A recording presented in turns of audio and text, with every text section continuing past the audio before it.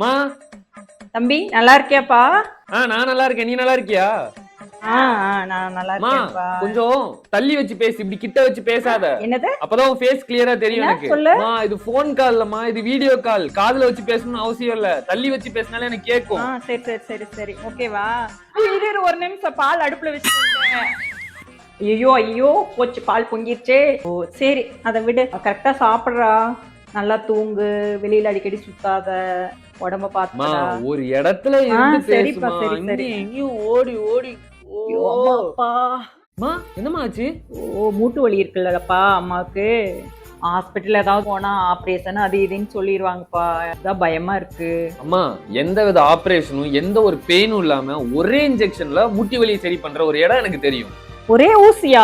எங்கப்பா அது?